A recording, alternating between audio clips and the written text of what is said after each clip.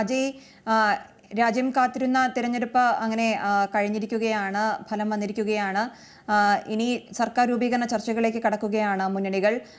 കേവല ഭൂരിപക്ഷം കടന്നെങ്കിലും N D എക്ക് എങ്ങനെയാകും സർക്കാർ രൂപീകരണത്തിന് വഴിയൊരുങ്ങുക എന്നത് ഏറ്റവും വലിയ ചോദ്യമാണ്. കാരണം സഖ്യകക്ഷികളെ കൂടെ നിർത്തുക എന്നത് ഏറ്റവും വലിയ വെല്ലുവിളി തന്നെയാണ്. ഒപ്പം സഖ്യ സർക്കാർ ഉണ്ടാക്കാനുള്ള നീക്കത്തിലേക്ക് ഇന്ത്യ മുന്നണിയും കടക്കുകയാണ്. എങ്ങനെയാകും ഇനിയുള്ള നീക്കങ്ങൾ?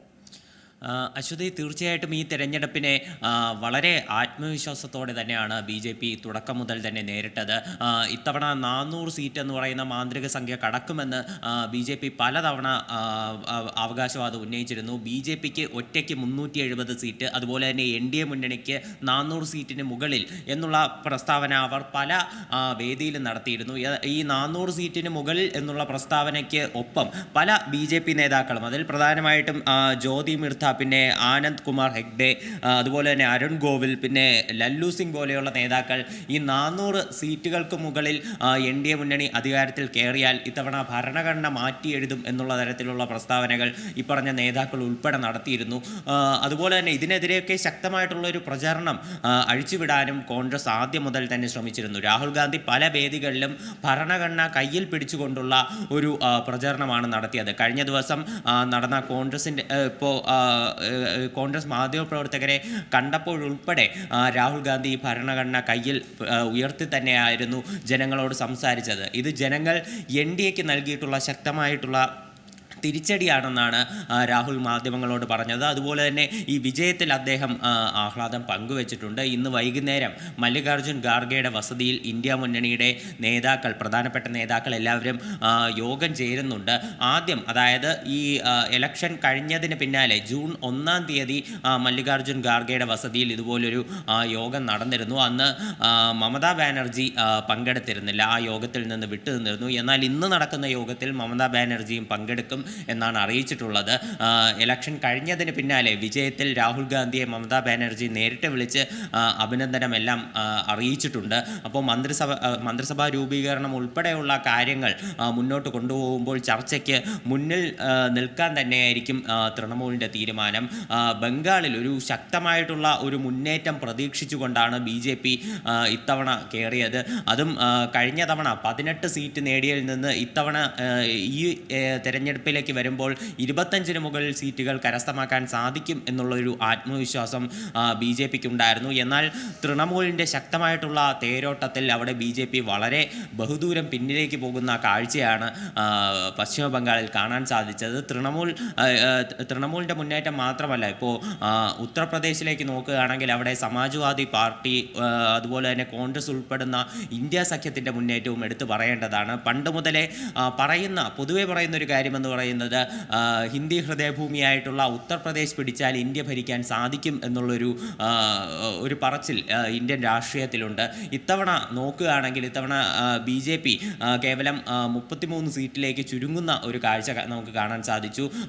SP-ക്ക് മാത്രം 37 സീറ്റുണ്ട്. ഇന്ത്യ മുന്നണിയുടെ കാര്യം എടുക്കുകയാണെങ്കിൽ ഇവിടെ BJPയേക്കാൾ ബഹുദൂരം മുന്നിലാണ്. രാമക്ഷേത്രം, അയോധ്യ ഉൾപ്പെടെയുള്ള വിഷയങ്ങൾ അവർ വലിയ രീതിയിൽ ചർച്ചയാക്കാൻ ശ്രമിച്ചിരുന്നു. എന്നാൽ ഈ വിഷയങ്ങളെല്ലാം അമ്പെ പരാജയപ്പെട്ടു എന്ന് തന്നെയാണ് നമുക്ക് കാണാൻ സാധിക്കുന്നത്. കാര്യം അയോധ്യ രാമക്ഷേത്രം സ്ഥിതി ചെയ്യുന്ന ഫൈസാബാദ് മണ്ഡലത്തിൽ പോലും BJP പിന്നിലേക്ക് പോകുന്ന കാഴ്ച കാണാൻ സാധിച്ചു. അവിടെ സമാജ്വാദി പാർട്ടിയാണ് അവിടെ വിജയിക്കാൻ സാധിച്ചത്. അതുപോലെ തന്നെ നരേന്ദ്രമോദിയുടെ കാര്യം നോക്കുകയാണെങ്കിൽ കഴിഞ്ഞ തവണ 4.25 ലക്ഷം വോട്ടിൻ്റെ ഭൂരിപക്ഷത്തിൽ വിജയിച്ച് കയറിയ നേതാവാണ് നരേന്ദ്രമോദി. എന്നാൽ ഇത്തവണ അദ്ദേഹത്തിൻ്റെ ഭൂരിപക്ഷം നല്ല രീതിയിൽ കുറഞ്ഞിട്ടുണ്ട്. ഏതാണ്ട് 1.5 ലക്ഷം വോട്ടിൻ്റെ ഭൂരിപക്ഷമായി ചുരുങ്ങിയിട്ടുണ്ട് നരേന്ദ്രമോദിയുടെ ഭൂരിപക്ഷം. അപ്പോൾ ഇത്തരത്തിൽ വലിയ രീതിയിൽ ഒരു തിരിച്ചടി ഉത്തർപ്രദേശിലെ ജനങ്ങൾ BJPക്ക് കൊടുത്തു എന്ന് തന്നെ നമുക്ക് കാണാൻ സാധിക്കും. അതുപോലെ തന്നെ മറ്റൊരു നിർണായകമായിട്ടുള്ള ഒരു സംസ്ഥാനമാണ് മഹാരാഷ്ട്ര എന്ന് പറയുന്നത്. ഇവിടെ BJP കഴിഞ്ഞ തവണ BJPയും അതുപോലെ തന്നെ ശിവസേന ഉൾപ്പെടുന്ന സഖ്യം 2019-ൽ വലിയൊരു സ്വാധീനം ചെലുത്തിയ സംസ്ഥാനമാണ് മഹാരാഷ്ട്ര എന്ന് പറയുന്നത്. എന്നാൽ ഇത്തവണ ശക്തമായിട്ടുള്ള ഒരു തിരിച്ചുവരവ് കോൺഗ്രസും കോൺഗ്രസും അതുപോലെ തന്നെ ഇന്ത്യ സഖ്യവും മഹാരാഷ്ട്രയിൽ നടത്തി നല്ലൊരു വിഭാഗം സീറ്റുകൾ കരസ്ഥമാക്കാൻ ഇന്ത്യ മുന്നണിക്ക് മഹാരാഷ്ട്രയിൽ നിന്ന് സാധിച്ചിട്ടുണ്ട്. എന്നാൽ ഇന്ത്യ മുന്നണിക്ക് ഒട്ടും തന്നെ പിടികൊടുക്കാത്ത സംസ്ഥാനമായിട്ട് മധ്യപ്രദേശ് അതുപോലെ തന്നെ നിലകൊള്ളുകയാണ്. മധ്യപ്രദേശിലെ 29 സീറ്റും BJPക്കാണ് ഇത്തവണ ലഭിച്ചത്. അതുപോലെ തന്നെ നമ്മൾ ഹരിയാനയുടെ കാര്യം നോക്കുകയാണെങ്കിൽ ഹരിയാനയിൽ കഴിഞ്ഞ തവണ 10 സീറ്റും BJPക്ക് ലഭിച്ചിരുന്നു. എന്നാൽ ഇത്തവണ 5 സീറ്റായിട്ട് മാറിയിട്ടുണ്ട്. 5 സീറ്റ് ഇന്ത്യ സഖ്യത്തിനൊപ്പം നിന്നപ്പോൾ 5 സീറ്റ് NDA മുന്നണിക്കൊപ്പം നിന്നു.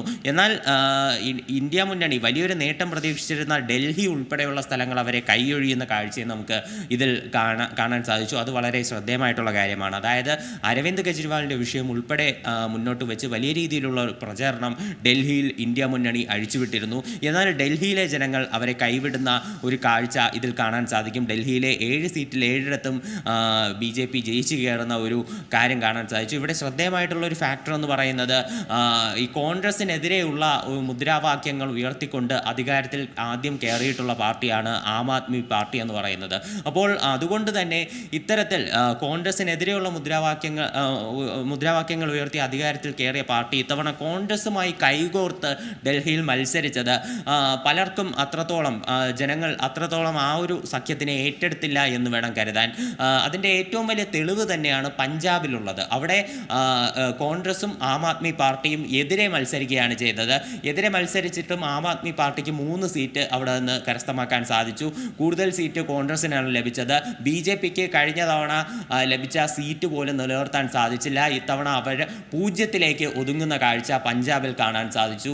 ഇത്തരത്തിൽ പല വടക്കേ ഇന്ത്യൻ സംസ്ഥാനങ്ങളും BJP പൂർണ്ണമായിട്ടും കൈയൊഴിയുന്ന ഒരു കാഴ്ചയാണ് നമുക്ക് കാണാൻ സാധിച്ചിട്ടുള്ളത്. ഇത്തവണ സർക്കാർ രൂപീകരണ ചർച്ചകൾ നടക്കുമ്പോൾ 272 എന്ന് പറയുന്ന ഒരു നമ്പർ അത് മറികടക്കാൻ BJPക്ക് ഒറ്റയ്ക്ക് സാധിച്ചിട്ടില്ല എന്നുള്ളതും ശ്രദ്ധേയമായിട്ടുള്ള കാര്യമാണ്. BJP 240 സീറ്റിൽ ഒതുങ്ങുകയാണ് ചെയ്തത്. അതായത് തിരഞ്ഞെടുപ്പിന് മുൻപ് 370 എന്ന് പറയുന്ന സംഖ്യയാണ് BJP ഉയർത്തിവെച്ചത്. അവർക്ക് ഒറ്റയ്ക്ക് 370, NDA മുന്നണിക്ക് 400 മുകളിൽ എന്ന് പറയുന്ന നമ്പർ അമിത്ഷാ ഉൾപ്പെടെ പല വേദികളിലായി എടുത്തു പറഞ്ഞിരുന്നു. എന്നാൽ ഈ സംഖ്യയോട് ഒട്ടും തന്നെ അടുത്തെത്താത്ത ഒരു സീറ്റാണ് ഇപ്പോൾ BJPക്ക് ലഭിച്ചിട്ടുള്ളത്. 240 സീറ്റിൽ അവർ ഒതുങ്ങുകയാണ് ചെയ്തത്. ഇപ്പോൾ നിലവിൽ മന്ത്രിസഭ ഉണ്ടാക്കണമെങ്കിൽ നിതീഷ് കുമാറിൻ്റെ JDUവും അതുപോലെ തന്നെ തെലുങ്ക് ദേശം പാർട്ടി ഈ 2 പാർട്ടിയുടെ പിന്തുണ ഇവർക്ക് കൂടിയേ തീരുള്ളൂ. ഇപ്പോൾ അതുമായിട്ട് ബന്ധപ്പെട്ടിട്ടുള്ള ചർച്ചകൾ നിലവിൽ പുരോഗമിക്കുകയാണ്. ഇപ്പോൾ NDA മുന്നണിയുടെ യോഗം ഇന്ന് രാവിലെ ചേരുന്നുണ്ട്. അതിൽ 2 പ്രധാനപ്പെട്ട ഇപ്പോൾ ഈ നിതീഷ് കുമാറും അതുപോലെ തന്നെ തെലുങ്ക് ദേശം പാർട്ടിയുടെ നേതാക്കളും എല്ലാം ഈ യോഗത്തിൽ പങ്കെടുക്കുമെന്ന് അറിയിച്ചിട്ടുണ്ട്. ഇപ്പോൾ BJPക്ക് ഒറ്റയ്ക്ക് കേവല ഭൂരിപക്ഷം ഇല്ലാത്ത സാഹചര്യത്തിൽ പ്രധാനപ്പെട്ട പല മന്ത്രിപദങ്ങളും അവർ ഈ സഖ്യകക്ഷികൾ ആവശ്യപ്പെടാൻ ഉള്ള സാധ്യതകളുണ്ട്. അത് മാത്രമല്ല നമ്മൾ നോക്കുകയാണെങ്കിൽ ഈ ഇന്ത്യ മുന്നണിയും സർക്കാർ രൂപീകരണത്തിനുള്ള ചർച്ചകളെല്ലാം തുടങ്ങിക്കഴിഞ്ഞു. ഇതിനോടകം അതിൻ്റെ കാര്യങ്ങളുമായിട്ട് അവർ മുന്നോട്ട് നീങ്ങുകയാണ്. നിലവിലുള്ള ഒരു നീക്കങ്ങൾ നോക്കുകയാണെങ്കിൽ ഇപ്പോൾ TDP അധ്യക്ഷനായിട്ടുള്ള ചന്ദ്രബാബു നായിഡുമായിട്ടും അതുപോലെ തന്നെ നിതീഷ് കുമാറുമായിട്ടും ഇന്ത്യ മുന്നണിയുടെ ഒരു മുതിർന്ന നേതാവായിട്ടുള്ള ശരത് പവാർ കഴിഞ്ഞ ദിവസം ചർച്ചകൾ നടത്തിയിരുന്നു. ഇന്ത്യ മുന്നണിയും ഇവരെ കൂടെ കൂട്ടി സർക്കാർ രൂപീകരണത്തിലേക്കുള്ള ഒരു നീക്കത്തിലേക്കാണ് പോകുന്നത്. അതേസമയം നോർത്ത് ഈസ്റ്റിൽ നിന്ന് മത്സരിച്ച് വിജയിച്ച 7 സ്വതന്ത്ര സ്ഥാനാർത്ഥികൾ NDAക്ക് പിന്തുണ നൽകുമെന്നും ഇതിനിടയിൽ അറിയിച്ചിട്ടുണ്ട്. ഇപ്പോൾ ഇത്തരത്തിൽ ഈ കഴിഞ്ഞ ദിവസം നടന്നിട്ടുള്ള ചർച്ചകൾ, അതായത് ഇതിൻ്റെ ബീഹാറിൻ്റെ ഈ ഉപമുഖ്യമന്ത്രി ആയിട്ടുള്ള ഈ BJP നേതാവ് പോലും ഇപ്പോൾ നിതീഷ് കുമാറിനെ നേരിൽ കാണാൻ ശ്രമിച്ചിട്ടും അദ്ദേഹം മുഖം കൊടുക്കാത്ത ഒരു സാഹചര്യമുണ്ടായിരുന്നു. അതുപോലെ തന്നെ മന്ത്രിസഭാ രൂപീകരണവുമായി ബന്ധപ്പെട്ടിട്ടുള്ള ചർച്ചകളിൽ അദ്ദേഹം കൃത്യമായി ഇതുവരെ NDA മുന്നണിയിൽ അതുപോലെ തന്നെ BJPക്ക് കൃത്യമായിട്ടുള്ള മറുപടി ഒന്നും തന്നെ നൽകിയിട്ടില്ല. അത് തീർച്ചയായിട്ടും ഇവർക്ക് BJP ക്യാമ്പിനുള്ളിൽ ആശങ്ക ഉളവാക്കുന്ന കാര്യമാണ്. എന്നാൽ കഴിഞ്ഞ ദിവസം വൈകുന്നേരം നരേന്ദ്രമോദി ഇലക്ഷൻ ഇപ്പോൾ റിസൾട്ട് വരുന്നതിന് മുൻപ് പറഞ്ഞതുപോലെ തന്നെ പ്രവർത്തകരെ നേരിൽ കണ്ട് സംസാരിച്ചിരുന്നു. അദ്ദേഹം ഒരു പൂർണ്ണമായിട്ട് ഇത്തവണ NDA മുന്നണിയുടെ വിജയമായിട്ടാണ് പറയുന്നത്. NDA മുന്നണി തുടർച്ചയായി 3-ാം തവണ അധികാരത്തിൽ കയറാൻ പോകുന്നു എന്ന് പറഞ്ഞു. അദ്ദേഹം എടുത്തു പറഞ്ഞിട്ടുള്ള ഒരു കാര്യമെന്ന് പറയുന്നത് കേരളത്തിൽ വന്നിട്ടുള്ള ഒരു വിജയം തന്നെയാണ്. കേരളത്തിൽ നിന്ന് ലഭിച്ച ഒരു വലിയ ഭൂരിപക്ഷത്തോടെയുള്ള വിജയം അത് അദ്ദേഹം എടുത്തു പറഞ്ഞിരുന്നു. ഇവിടെയുള്ള പ്രവർത്തകരെ അദ്ദേഹം അഭിനന്ദിച്ച് സംസാരിക്കുന്ന ഒരു സാഹചര്യം ഉണ്ടായിരുന്നു. അപ്പോൾ ഇത്തരത്തിലെല്ലാം വലിയ രീതിയിലുള്ള ഒരു കാര്യം തന്നെയാണ് നരേന്ദ്രമോദി ഇന്നലെ പറഞ്ഞത്. അതേസമയം കോൺഗ്രസിൻ്റെ ഇന്നലെ മാധ്യമപ്രവർത്തകരെ കണ്ട ഒരു സാഹചര്യത്തിൽ ഈ ഭരണഘടന ഉയർത്തിപ്പിടിച്ചുകൊണ്ട് തന്നെ ശ്രീ രാഹുൽ ഗാന്ധി സംസാരിച്ചു. ഈ സർക്കാരിൻ്റെ ഈ ഭരണവിരുദ്ധ ഇത് പല ഈ ജനവിരുദ്ധ നിലപാടുകളിലും ജനങ്ങൾ കൊടുത്ത മറുപടിയാണ് ഈ തെരഞ്ഞെടുപ്പിൻ്റെ റിസൾട്ട് എന്നാണ് അദ്ദേഹം പറഞ്ഞത്.